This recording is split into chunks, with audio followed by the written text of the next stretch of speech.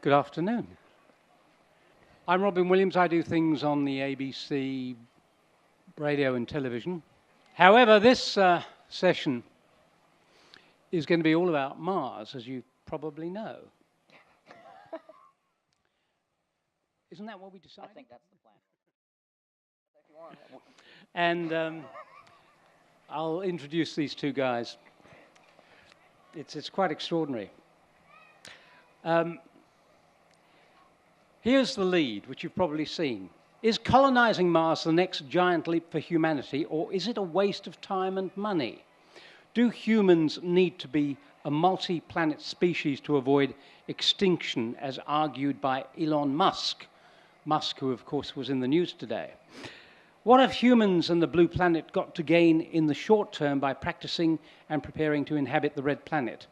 Who better to ask than two of our favourite Martians, Australia's Mars One candidate Josh Richards and Carmel Johnston, crew commander of a year-long Mars simulation mission. Would you welcome them both?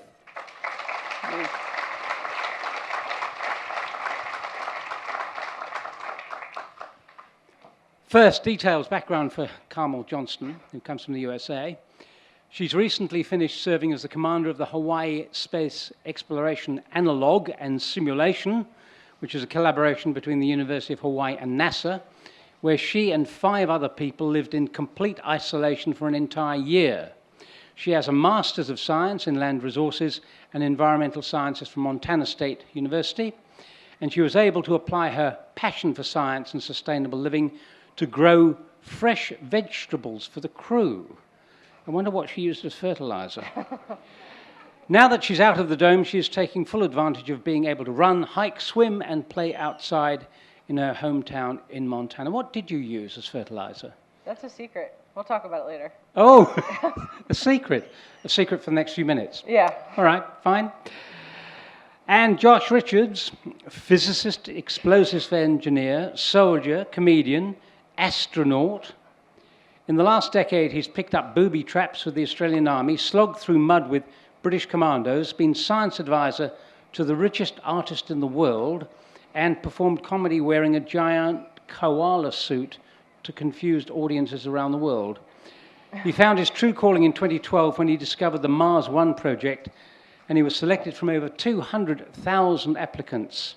He's currently one of 100 astronaut candidates shortlisted to leave Earth forever to colonize Mars in 2027. Josh, who is the richest artist in the world? I worked as the science advisor for Damien Hirst. Damien Hirst? Yeah. Oh, gosh. It was an experience. I can imagine. Yeah. You didn't end up in the tank with the shark, did you? No. I was primarily working on how to breed butterflies. Excellent. Which was nice.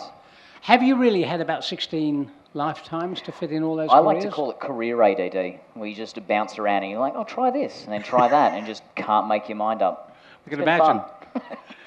Carmel, you've been on television and radio talking about your experience. You were on last night again. It was quite wonderful.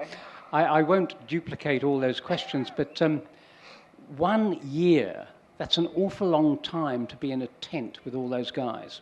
Yeah, so living for a year in isolation, specifically in that environment in Hawaii, is one of the only places you can actually have that experience. And ideally, you would go for longer. You would go for the entire duration of a mission to Mars and back.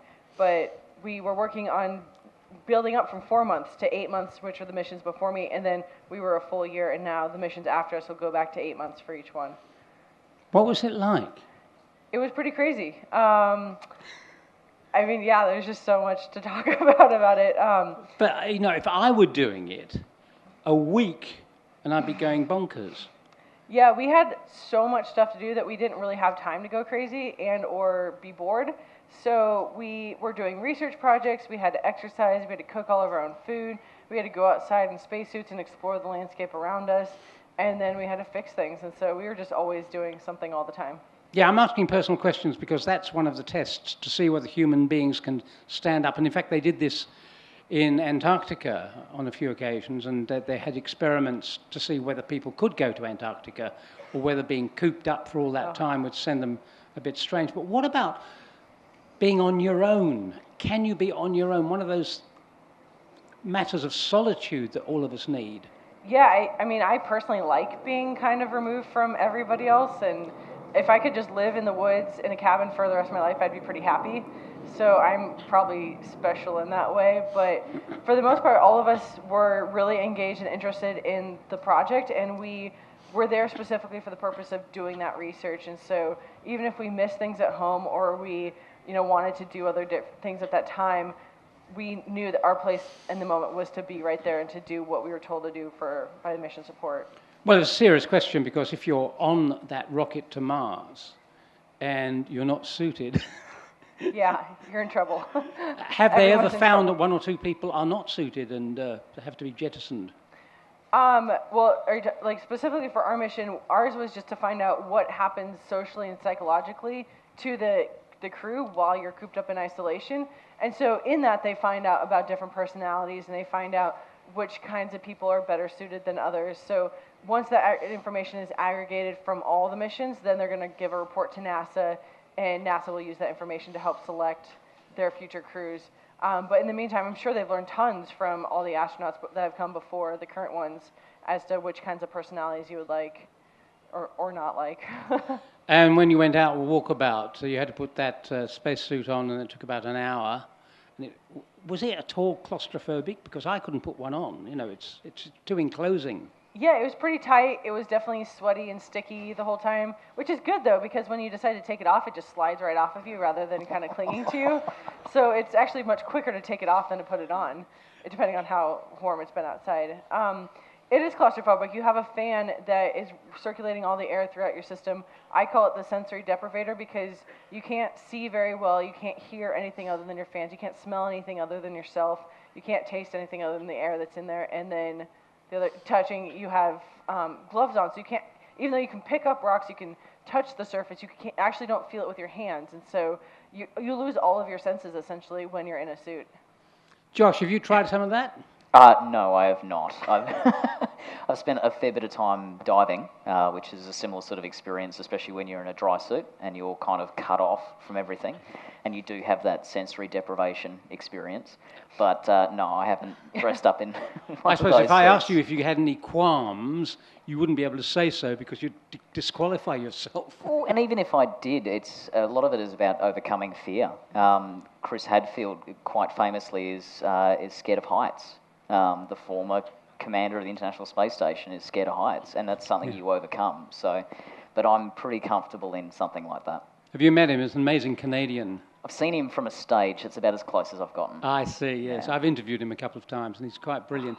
It's quite interesting how some astronauts, despite being up there in space, when some interviewer comes along with a microphone, they get terribly nervous sometimes. I did that at Houston. But tell me, what sort of preparation have you had for what you put yourself in for, which is a flight Most to of Mars? what we've been doing so far is about selecting people out. So it's less about kind of looking for people with specific skills. They've started to do that.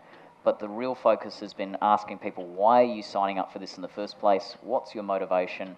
And do you have a sense of humour, and can you get along with other people? They can train you to do pretty much anything if you can learn, but ultimately it comes down to personality. You don't want to be stuck inside a capsule for 7 months and then the rest of your life on Mars with a jerk. Is it the rest of your life? That's what we're aiming for. So the Mars One architecture is all about getting people to Mars and keeping them there. We're not designing a return vehicle. There currently aren't return vehicles that would actually bring people back that are being built. So we are just going there, and we're going to stay. So for the rest of my life is definitely the goal. Well, I know that in the old days, when people were coming to Australia in those small wooden boats, it was assumed that many of them would die on the way, and certainly lots of them would never come back to Europe, which is where they were coming from mostly. So it's not an unusual thing to say you're going to go somewhere forever, is it? I mean, we're hoping to get there in one piece. We're hoping we don't die in the transit. But it's definitely a different mindset. A lot of people are so used to the idea that you go on holiday and you come back and you go and you can always be accessible. But go back 100, 150 years ago, and that was not the reality. This easy transport around the world is only something that we've kind of come to terms with in the last 30 years or so. So, yeah, it's returning to an older mindset of we will go somewhere and not come back. Now, that big question first, Carmel and then Josh, the question of an alternative planet. Do you think we really need one? Well, one of my motivators for why we should go to Mars is what we can learn from Mars. And aside from your beliefs of whether we should colonize it or not, I believe that there are some really good lessons we can learn about Mars's life history. And the current theory right now is that Mars used to look a lot like Earth, and there possibly was life there. There was water there, and there still is. And so what about Mars's life history caused it to change and to be this inhospitable planet now? And are there lessons we can learn from there to help us better our lives here on on Earth? And specifically, if we can live on Mars with the technology required to provide our own air, water, food, shelter, all that stuff, if we ever get to the point where we have damaged Earth so much that we need that technology, we'll already have it in place. We'll already be able to use it here. And hopefully we don't get to that point in the first place. Yes, but you're not telling people it's going to be a safety place to go if we stuff up here. No, it's hard to live there. Like, it's literally impossible to live there right now. So Earth is a nice, beautiful place where we have life pretty easy already. We should not take it for granted. Same question to you, Earth's Josh. great. I mean, sure, I'm trying to leave it for good, but it's a pretty healthy place for humans to live. I don't see it as an alternative. I see the idea of going to Mars as a great way to learn more about the planet that we're on, learning potentially about where life on this planet has come from, testing out technology that will make life on this better by achieving it on another planet.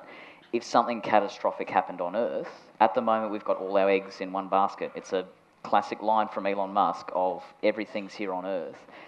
There would be some evidence that our species existed if there was something that wiped us out, if we managed to get to Mars. And my real hope with it is not just about colonising Mars, it's that first stepping stone for then going exploring further out into the solar system. Go and visit Europa and go and visit the moons of Saturn and all these sort of different places and start to really expand as a species. And what do you think, Josh, of Elon Musk's statements about the need to go to Mars? I reckon it's great. I'm trying to get to Mars, and if there's a way that we can work together to do that, a lot of people talk about a space race, about competing, trying to go in different places, go to the moon, go to Mars. At the end of the day, we're sending people into space, and the biggest thing that kind of comes out of it is not necessarily where you go, but the view back at Earth in the process. One of the biggest things that came out of the Apollo 8 mission was going around the moon and getting the Earthrise image. And that really kick-started the modern vision of environmentalism that we have, that vision of this pale blue dot hanging in the darkness. As Carl Sagan said. Yeah, that pale blue dot. Going back to your vegetables, what could you grow and was it hard? We grew all sorts of different things. We had lettuce, kale, chard, peas, beans, tomatoes. We tried our hand at strawberries. They didn't do so well. Pretty much any kind of leafy green grows really, really well. And then we had, an assortment of other vegetables going. We tried a variety of different things. We had specific experiments that were geared towards whatever it is what we were researching at the time, whether that was soil treatments or light conditions, different species in that.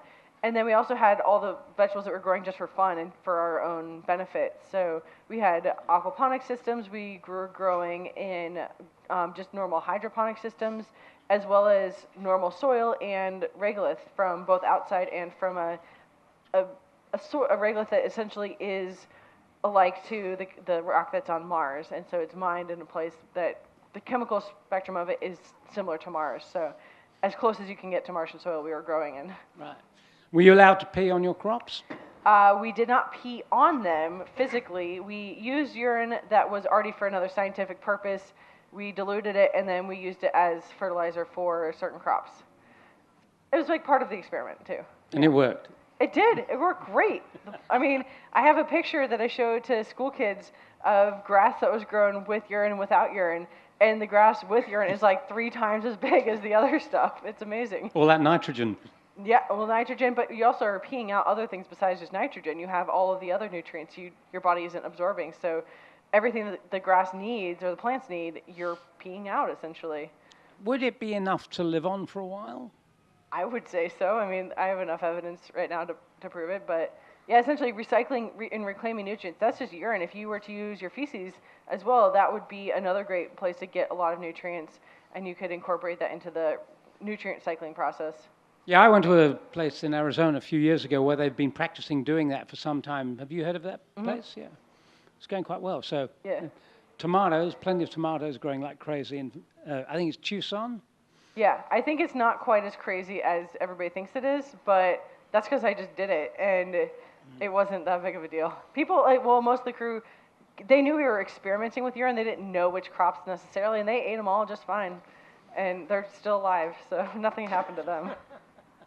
What other experiments did you do? We had research that was being done to us, and then we had research that we were doing on our own that wasn't related to the social and the psychology of it. The psychology aspect is more focused on how we interact with each other, how our stress levels change over the course of a day as well as over the course of a year. Everything from how much we ate to what time we went to bed, how much we were exercising, like literally anything you can think of you would want to know about a human being while they were in this mission, they studied. Everything? I think so. I mean, we didn't take fecal samples, but we did urine samples. That's pretty close. Yeah. How many times have you been asked by journalists about sex? Every single time. Yeah. And not journalists as well, but yeah, it's like, for some reason everybody thinks that we were just bored out of our mind and had nothing else to do. And I think all of us were like, I have no time to sleep, let alone do anything else for fun. Like, and then you meet people and you're like, yeah, I have to live with you after this. Normal relationships, you can leave the person, you can go somewhere else, you can move to a different town. If you have to see that person every single day, that's really not a great idea. Josh, when you get there, have you thought about what you might do for the rest of your life? Primarily survive. That's what we're aiming for when we first get there. Is survival enough? Survival's a start. Ultimately, for the first crew, you're looking at just 4 people. So we're not going to be venturing out into the sand dunes of Mars for those first 2 years or so. It will be primarily about making sure the life support system works, that we're growing food, that we're staying safe and healthy. Beyond that, as more people start to arrive, there's a new crew arriving every 26 months or so. As we start to have more people there, there'll be more redundancy and more options to start doing more experiments, explore further, all of that. But initially, it is just survival. And plans for building, well, not just a big shed to live in, but something approaching a small village? So the actual design that we've got, the architecture at the moment, is based on capsules. So there's 6 capsules that land with the first crew. They are primarily life support systems, they're storing food, they're hooked up to generate power, and then there's 2 life units that live out the back of that are considerably larger, and that's actually what we live inside of. The design of it is that as more capsules arrive, we keep connecting them up, and it becomes this kind of internal underground village where everything's connected up. There are potential designs later on where we send much larger inflatables, say the size of this tent, where you might be able to grow a tree inside it or something like that. But the initial base units that we're looking at are almost like Lego. They kind of lock together and you just keep expanding as people keep sending stuff.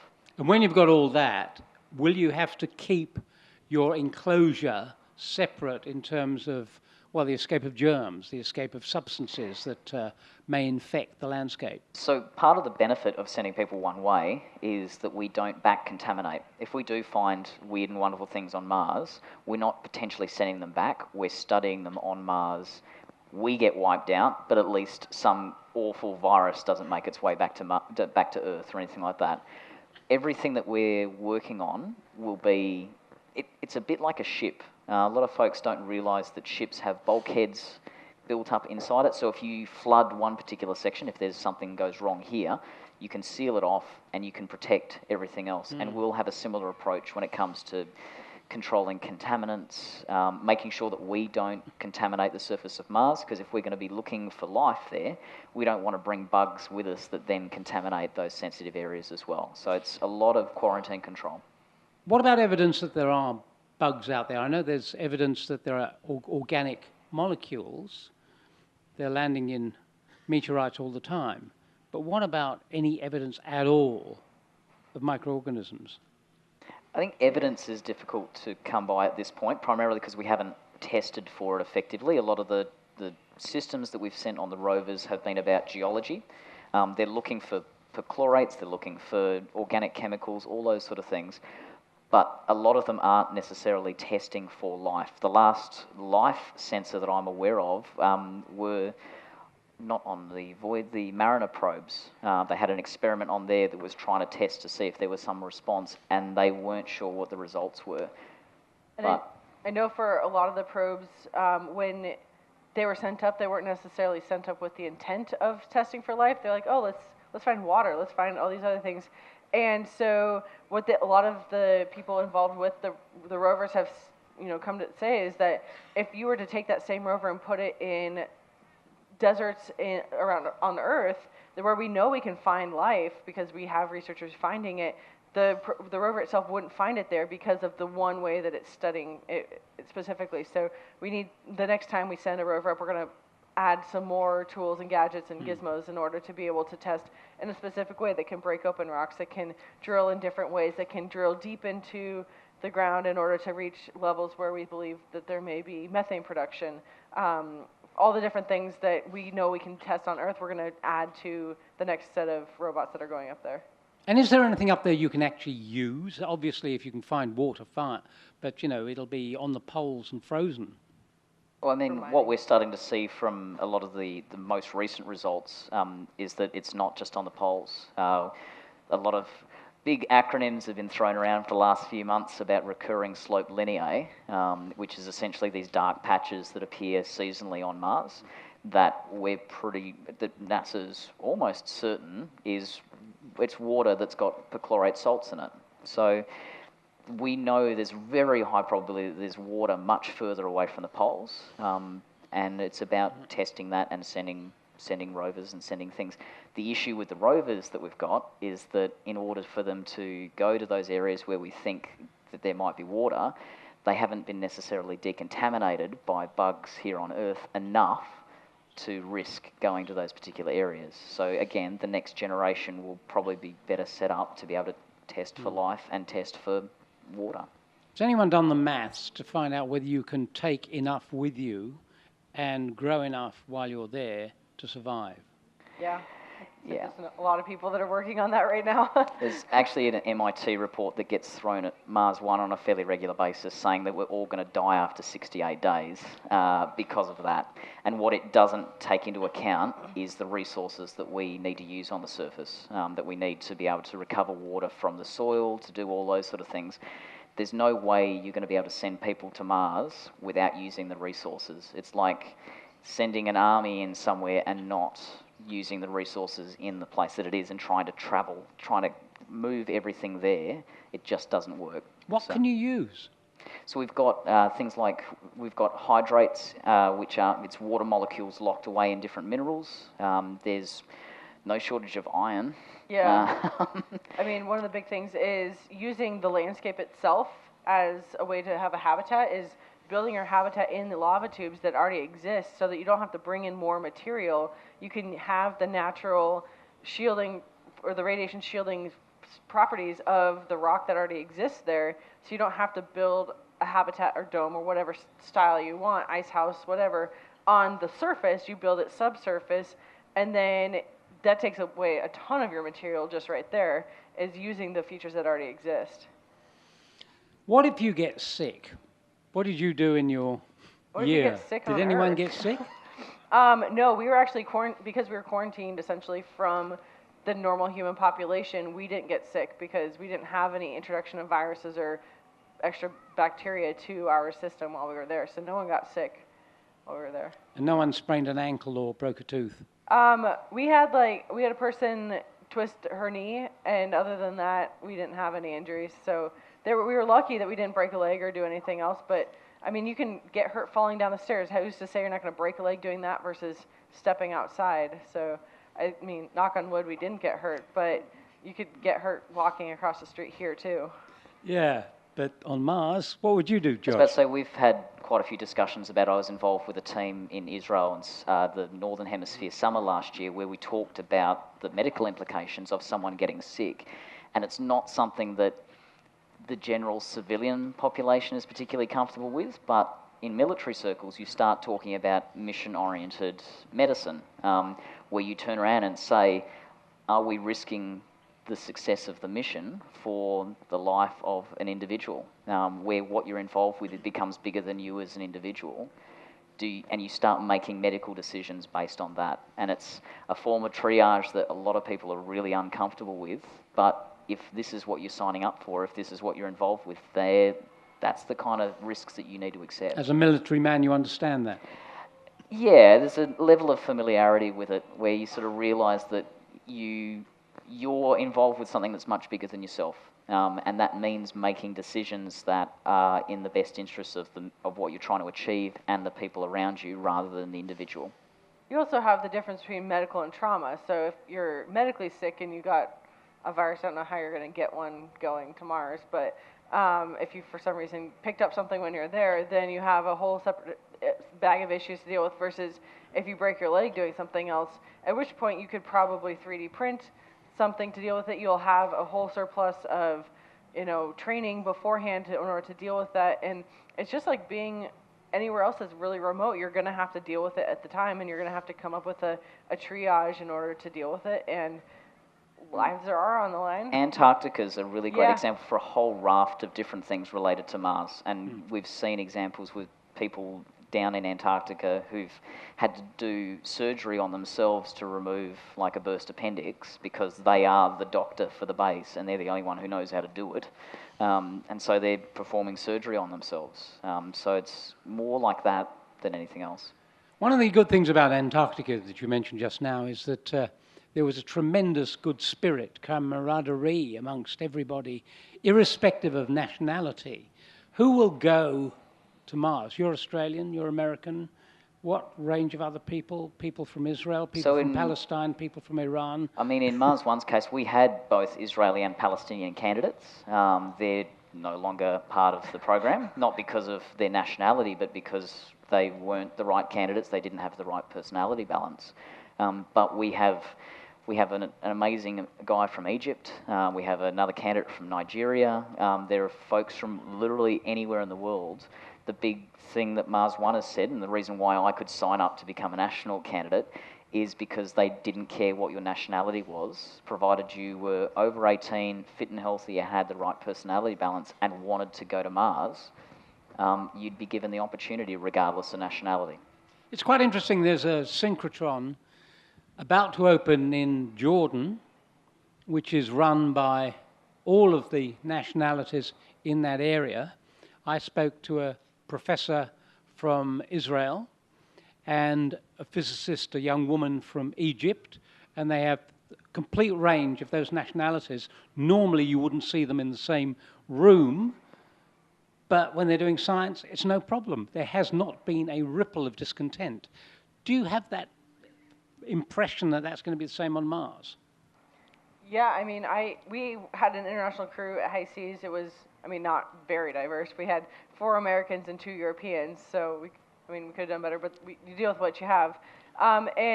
We did have some cultural differences at first. We realized that Americans talk a whole heck of a lot, and they don't ever listen. And the Europeans were like sitting at the dinner table, not saying anything. We're like, why aren't you guys talking? And you guys never shut up. And so, we had to learn, you're right. And because no one ever told us before. So, we dealt with that. But other than that, besides the fact that, other people speak in different languages and we all had English as a common language, luckily, we didn't have really any issues. And I do believe that it's going to have to be in an international group of people that's on the crew, as well as an international group of collaborators working together to make the mission successful. And we have so many smart people from all around the world. Why are we thinking just America, just Australia, just Russia, or China, whoever you want to name, when we could start collaborating together? We'll all get on the metric system, and then we can start working together. It was funny. There's, again, that view, that Earthrise picture. there's a lot of discussion in psychology circles about how that actually changes the psychology of people who see Earth from above, where you don't see those borders, you don't see those same kind of boundaries that we draw between ourselves here on Earth. When you step back and see it from above, you realise that we actually have a lot in common. And you also hear stories from the astronauts and cosmonauts on the International Space Station where they have more issues with ground control and the political rubbish that goes on down here on Earth than what they deal with up there. If you need to borrow something, you go and check with the guys, that are just next door, rather than asking permission to go down through Earth. So rather than worrying about the politics, they just sort it out amongst themselves. And it could be a unifying force, this great definitely. symbol of these people together on Mars. There's a big concept with, crews in general, in this crew-ground disconnect, where at some point the crew is working together really well with mission support, mission control, whichever you have, and then at some point the crew becomes a bonded team, and then all of a sudden it's no longer that they're disagreeing with each other about anything. It's that it's now crew versus ground support, and the ground support's asking crew to do something, and crew doesn't want to do it, so they say no, and then it's like, well, this is your job, so you need to do it, and we're like, well, you haven't done this thing, and it becomes a back and forth, and so removing that crew ground disconnect is a big issue, and that was one of the things we were studying at High Seas was, what does the crew need to do for mission support, and what does mission support need to do for the crew, so you don't have that issue. So it's this flow of information both directions, and everybody is content. They're happy because we're doing our work, we're happy because they're taking care of the things that we need them to do on Earth, and it doesn't become an international issue or anything else, and it's everybody working together rather than focusing on any of the differences that anybody has. And you think that will continue despite the turbulence politically here on Earth? I don't know if it will continue. I think it's an amazing example. So if you have 4 people from 4 different continents living together in a sustainable environment on the surface of Mars, it doesn't matter what your background is or what your family does or where you grew up or anything like that. I get asked, why did I sign up in the first place? My vision for all of this is that kids that are born now, in about 15 years' time, will get taken out into a park, have Mars pointed out into the sky, and told people live up there, and doesn't matter where you come from, if you want to go and live there too or travel further, you'll have the opportunity regardless of what your background is. It shouldn't... I was told when I was 7 that because I was born in Australia, I could never join NASA because NASA is a US government agency and they employ US citizens. Same way with ESA, they only employ European Space Agency member states as, the citizens of those countries are the only people that can be employees of ESA. So to have someone come along and say, we don't care where you come from, if you want to go to space, you'll have that opportunity. I want that to be something that a generation of kids grow up with, regardless of where they're born. And you think that'll happen in 15 years' time? Well, it's certainly what we're aiming for. I think it's a very, it's an enthusiastic attempt, and a lot of people have been talking about Mars in 20 years' time for the last 40 years. By setting something that's aggressive, if you slip by a year or 2, at least you're pushing hard. At least you're not sort of pacing yourself for 20 years and then going, oh, we didn't quite get there. You're doing something aggressive. You're making sort of achievable goals. And if you slip a little bit, it's less of an issue. And you'll hold yourself on standby for those 15 years? I've been holding myself on standby for 4 years already. Got any kids? Nope. And it's not on the to-do list either. So, But there are candidates that have kids. There are candidates that have just recently had kids. And I suppose they have to make that decision themselves. They have to ask the ethical question, am I going to be in a position where my child is 14, 15, and I'm going to have to wave goodbye to them and leave them forever? Is that a decision they can make? That's not something I could do. It's not that I don't like kids, I just don't want one of my own. So that's not something that is even a consideration for me, but for some other folks, that's a decision that they've made. Others have adult kids and they know that The kids will be just fine in 15 years' time, make their own life decisions, but the really tough ones are the ones who are decided to have families now. And Carmel, you've done the experiment. Are you actually going to be a candidate? I'm not a candidate right now. I was just a human test subject for psychological testing, essentially. So would you go?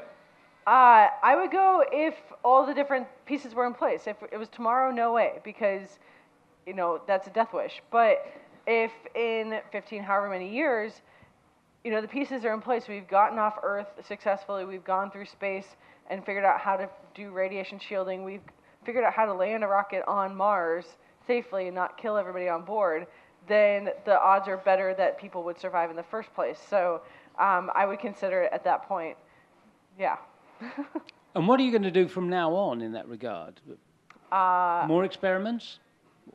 So I cannot do any more of the high seas experiments just because they already know everything about me, so they want fresh blood to be able to figure out more things about human interaction.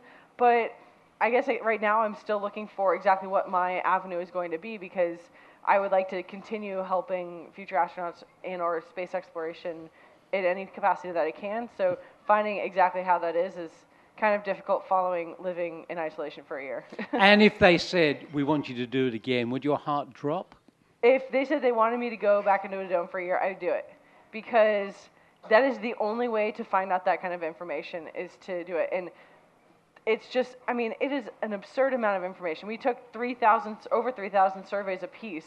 They have 366 days of data on us coming and going and doing everything under the sun. They have billions of emails, I'm sure. And there's no way to amass that amount of data and to be able to sift through that in any other way. So I would definitely do it in a heartbeat. Well, let's test, before I ask the first questions from you, how many people here in the audience would actually go on a one-way trip to Mars? There's a few. 1, 2, 3. There's a few out there 4 too. out of how many hundred?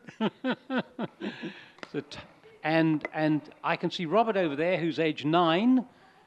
You would go to Mars, and he's nodding. Blimey. So it's a very, very small minority. Are you surprised by that? Not really, because it is a very specific thing to do with your life, and it requires you to give up it requires you to give up absolutely everything about Earth to be able to do that. And for me, it shows that there's enough people willing to stay on Earth to support those people that want to go to space, so that's good. But you need somebody to go, and I think both Josh and I agree that it doesn't have to be us that's the first person that goes. We just want somebody to go. So, sure, throw your hat in the ring, and that sounds awesome, and do everything you can to get there. But if I'm perfectly content with doing whatever I can here on Earth to support Josh or to support whoever wants to be that, maybe it's one of you guys. That'd be great. Whoever it is, it doesn't matter to me as long as somebody goes. Okay, questions. There is a microphone in the middle. Put your hands up. No soliloquies. Just nice, short, sharp questions behind you. One there. I believe there is a treaty in place that prohibits contaminating other planets. Won't that be an obstacle to colonizing Mars? You want to? You can go Yeah. for it. So there is the Outer Space Treaty from 1967, which dictates whether or not you can lay claim to land.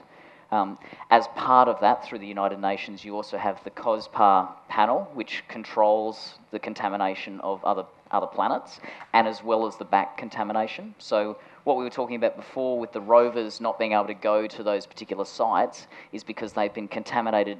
They have been decontaminated to a certain specification, but not to a sufficient certification under COSPAR to go and do that.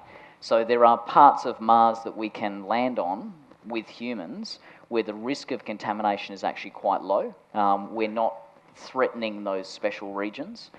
If we were to try and land humans in somewhere like Valles Marineris, where there's canyons and there could be, again, this sort of running water type situation, then we'd have an issue. So it really comes down to the specific sites. It's not about contaminating Mars overall.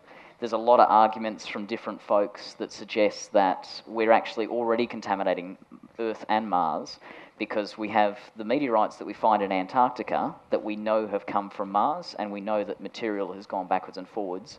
It's just about how much and where that lands that's the concern. Yes, please. There's been some discussion that we're at 2 minutes to midnight in the case of a nuclear holocaust, or if there was the event of a solar cloud or a meteorite coming towards the world. How long have we got to assemble a team to leave? This took a dark turn. It's great. That's it. I'm the guy signing up to go one way to Mars and die on a cold red planet, and you took it grim. That's fine.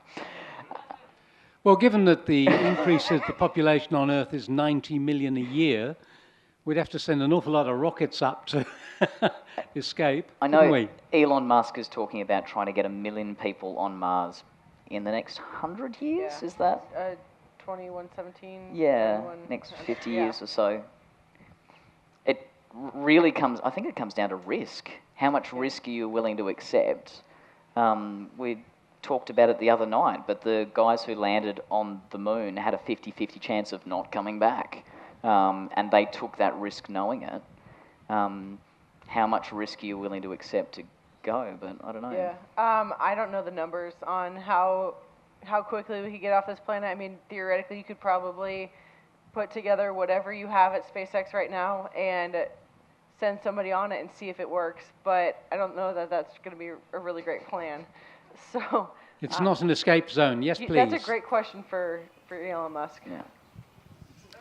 To Josh, what sort of personality type have you been assessed with? And if you have a sense of humour, which you seem to, what type of humour is the acceptable humour to all the 4 members that are going to be selected? I think people get sensitive when you start joking about eating each other. That tends to be... Then again, people have, they've been candidates who've gone, I'd like to go with him primarily because I think he looks like he's edible. You're pretty small. I mean, there's not a lot here. Like, I could sort of eat a lot more and provide... No. What they're really looking for, and this is, again, something we've talked about quite a bit, they're ultimately... Who here is a fan of Richard Dean Anderson in MacGyver?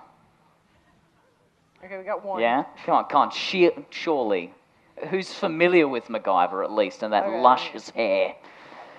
They kind of want to send 4 MacGyvers that are good housemates. Like, people who get along with each other, they don't stress out in a high-risk situation. They look at the problem, they look at the resources that are available, and they work out how much time they have to solve a problem, and they do it. They've kind of talked about 5 different attributes, things like resilience, adaptability, resourcefulness, the ability to trust, and being curious.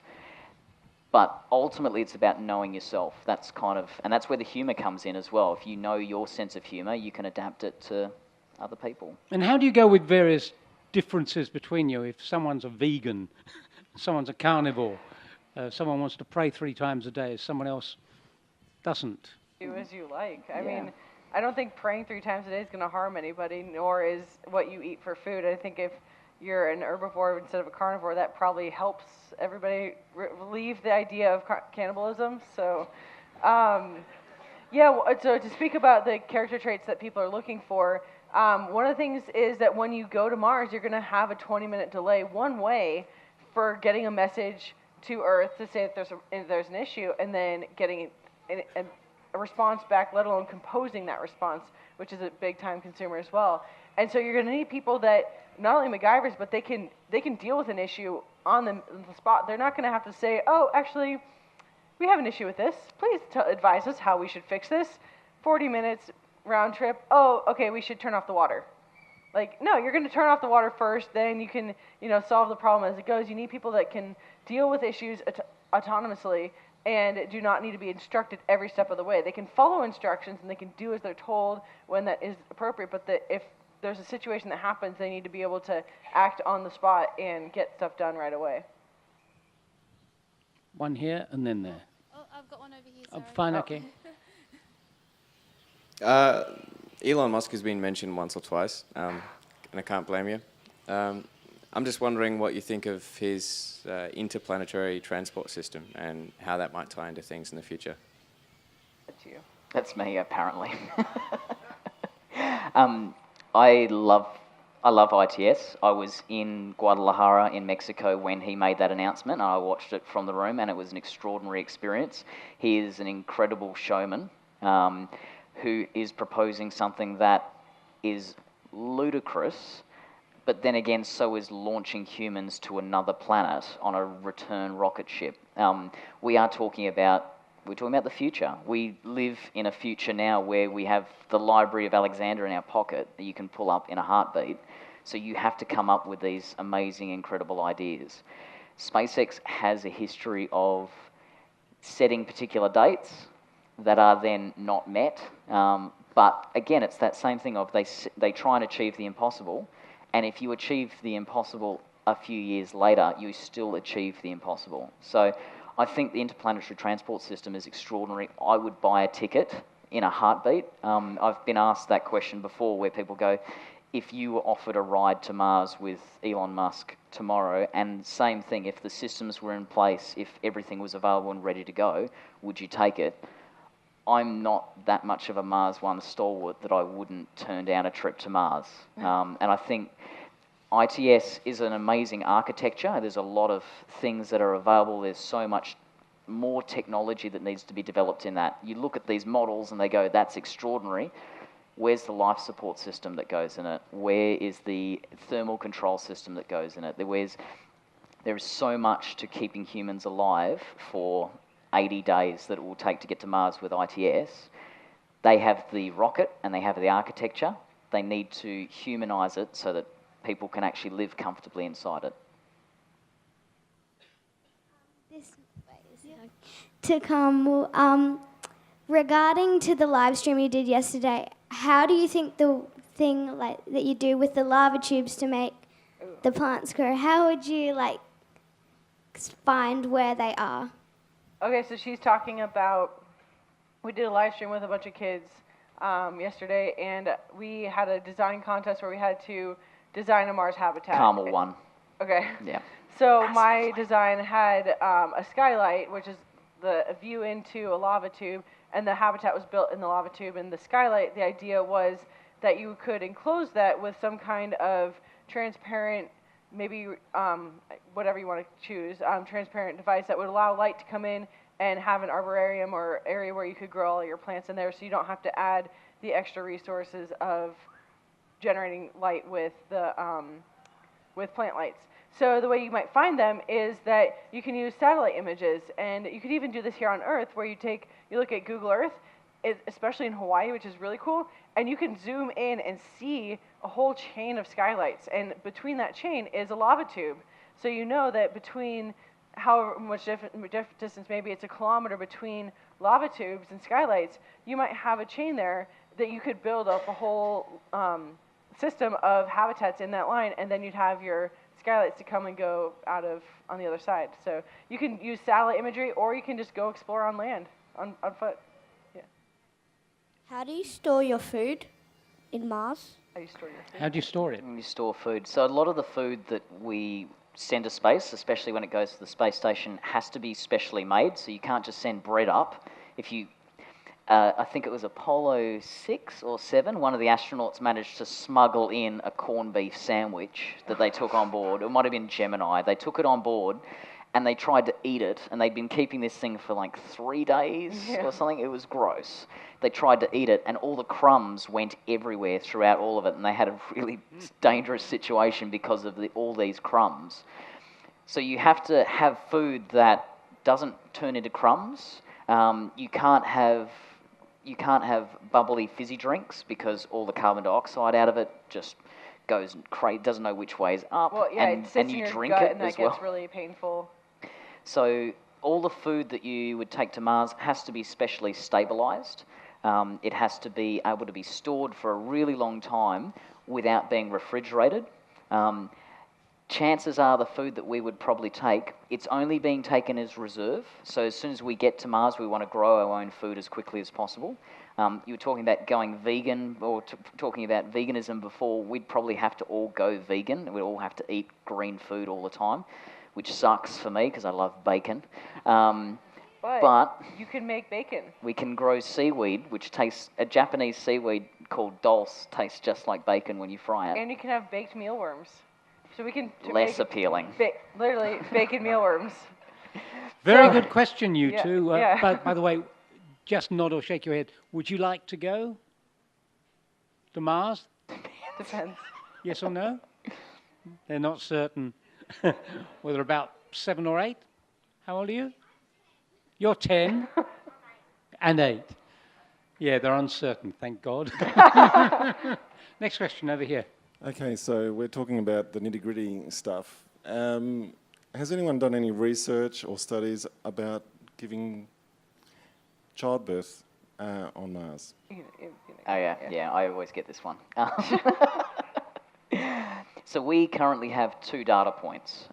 We have how well humans reproduce in 1 g of gravity, which according to this field right now is fairly effective. We know how to breed on Earth. We know from experiments on the International Space Station that things like fertilization and embryo development in rats doesn't necessarily develop properly because our reproductive system needs to know which way is up and down so that it can put the arms and the legs and things in the right places. So we've seen issues with conception, we've seen issues with embryo development on the International Space Station, where it's 0 g of gravity. Mars is in between. So at 38% of Earth's gravity, you weigh a little bit more than 1/3 of what you weigh here. Is that enough up-down for our reproductive system to know which way is up and down? Do you have issues with development, all that sort of stuff? There's no real way of testing that unless you go and start breeding animals and then try and breed humans on Mars. Josh, have any humans ever done it in space? I don't think any of them would admit it. So I talk about this in my comedy shows reasonably regularly. There are certain biological issues that make it very difficult, very, very. As soon as you get into space, we have a huge amount of fluids that are stored in our legs. Under 0 gravity, all of that shifts upwards. So for the first few days or so, all the creases, all the wrinkles, all that sort of stuff come out of your face. You sort of get larger chests, all of this sort of stuff. Space is looking pretty sexy for the first few days. And then you pee it all out and look like Mr. Burns afterwards.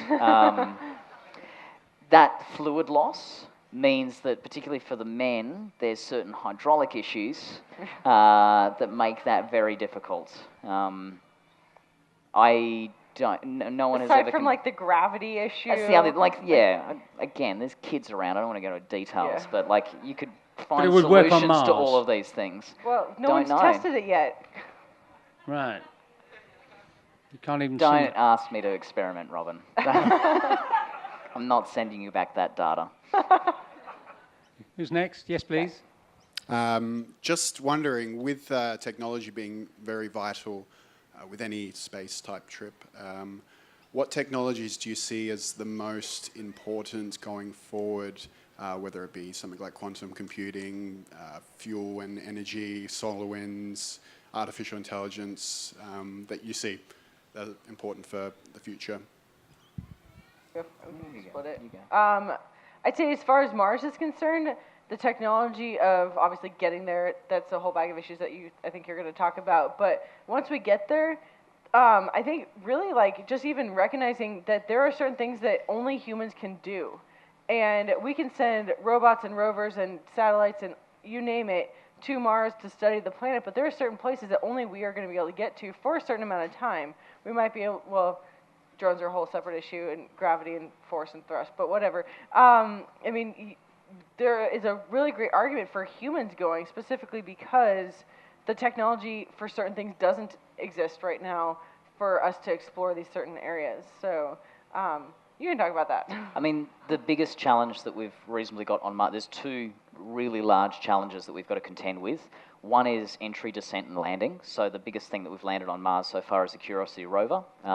So those landing technologies to be able to get things on the surface of Mars that weigh more than 1 ton is probably the biggest challenge. And going back to ITS that we were talking about before, that's talking about landing an extraordinarily large rocket using a different approach, using what we call retro-rocket propulsion, as opposed to what has been used by things like Curiosity, used the sky crane, trying to slow itself down with a heat shield, and then having this thing pop out where it flew around and then lowered the rover down on a crane. Very challenging to try and achieve something like that. So trying to land heavy things on Mars is probably the biggest barrier that we've got. SpaceX think that they've probably got the solutions to that, and from what we're seeing landing rockets on barges, it looks like they probably do. That's in 1G though. That's in 1G, so it changes the whole game again. Yeah. The other issue that we've realistically got is energy. It's not the thing that you immediately think of, but Mars is half the distance away from the sun again from where Earth is. And so you're getting less solar insulation, you're getting less sort of energy on Mars generally. It's part of the reason why it's so much colder. So solar panels don't work as well as they would on Earth. The idea of launching a nuclear reactor and trying to land that on the surface of Mars doesn't sound like a barrel of laughs either.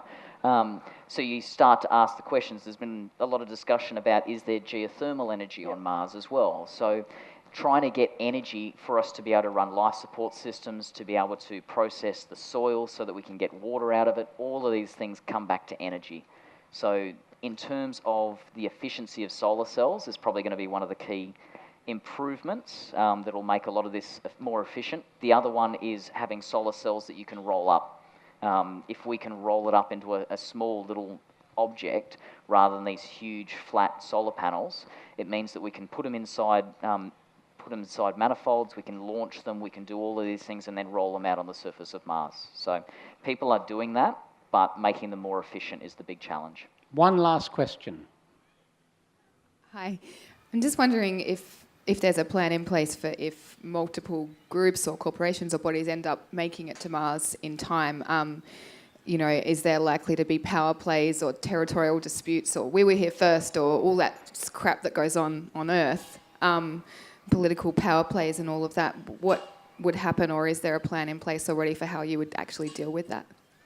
Yeah, so right now there is a large group of countries, organizations that are working together to figure out what the laws are of going to space, and specifically going to Mars. Right now, no one owns Mars. There aren't any countries that have a claim to Mars, and so specifically in Adelaide, there's a large group of people that are working on figuring out, do we treat Mars like we do Antarctica, where every country can work together, we can go there, we can research, but no one is allowed to destroy it, and no one is allowed to lay claim to it because it is no one's. It's protected by, a larger image, a larger law that says we are all here together to work together, not to destroy it. I mean, we've got one of them in the third row who's specifically interested in the cultural aspects of things, but people asking those really difficult questions about how do we interact, what laws apply. We have the Outer Space Treaty of 1967 that, again, dictates you can't own specific land, but does that mean that we can't work together? Like, we've got great examples of working together in Antarctica, again. The International Space Station is a great example of international cooperation. There's all these aspects, but it has to be holistic. It needs to be a full approach. It can't just be engineers talking to engineers, scientists talking to scientists. It needs to be everybody, lawyers, artists, all these different folks from all these different backgrounds who need to ask the question, who are we when we go to another planet? How do we identify ourselves as a species when we go and start hopefully working together? Do we go as different factions or do we go as one species? One final quick question from me. Is there an argument for having the moon as a base before you go off? I know you've heard it 1,000 times before. Or is it better just to go straight to Mars? I'll let you answer that first. I think anybody can make an argument for either way. There are lots of benefits to it. There's also a few drawbacks to it. One of the benefits is that you can use a different kind of engine to get off of Earth, because getting off of Earth is kind of one of the biggest hurdles of getting into space in general, because our gravity is, I mean, it's a weak force because we can leave gravity, but then at the same time, it's still a very powerful force. So getting to the moon means that then you have a much easier time of using a different kind of engine to get to Mars. You can also stockpile resources. You can mine resources there to create fuel, so that you're cutting that chain of always sending things from Earth, because it's extremely expensive to send things from Earth. So if you can put that burden somewhere else, rather than always trying to take things off Earth, use the resources where you're at, and then go from there is a great consideration. Splendid. Yeah. You have an answer? I mean, a lot of folks here will probably be familiar with an old television advert where there's Mexican people arguing between like soft and hard tacos, and the little girl turns around and goes, "Poque non los dos?" Like, why not both? Why not both? Why do we have to choose between Earth, like between the moon and Mars? Why? It's great that we've got folks like Jeff Bezos trying to get and create a lunar economy. We've got Elon Musk trying to get us to Mars. I don't like the idea that we should be choosing. I like the idea that it fits into a larger narrative that Moon supports Mars, but people should still be trying to get to Mars at the same time. It's all part of this idea of us leaving Earth. I'm going to wrap now, but don't rush away. There's one more thing going to happen. But in the meantime, would you please thank Josh Richards and Carmel Johnston. Thank you.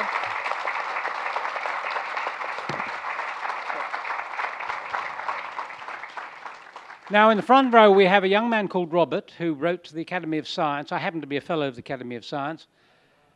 And he asked for a special signature from Buzz Aldrin. And we happen to have one. And Josh, you helped organize it. So would you mind coming up on stage? May I lift you up on stage? Is that feasible? And Robert, you said you would be willing to go, did you? Yes. You'd be willing to go to Mars? Yes, I would. Even tomorrow? Yeah. If I grow up, I would really like to go up into thing. But I got a question. Would you like, if you planted a tree, could you breathe with it, the tree? If you took up a tree, could you breathe from it? Yeah. If you took up a tree, could you make other trees from it? Oh, breed from it. Breathe. Yeah. Ideally, trees will be a part of the plan. Yeah. So. Is that what you meant? Yeah. Yes. Now, what made you write to the Academy of Science for Buzz Aldrin's signature? I just wanted to make my dad happy for Christmas a little bit. I just wanted to make up like a present for him. And you realise that Josh has got one over there. Would you please go over there and accept it from Josh? There you go, buddy. There we are.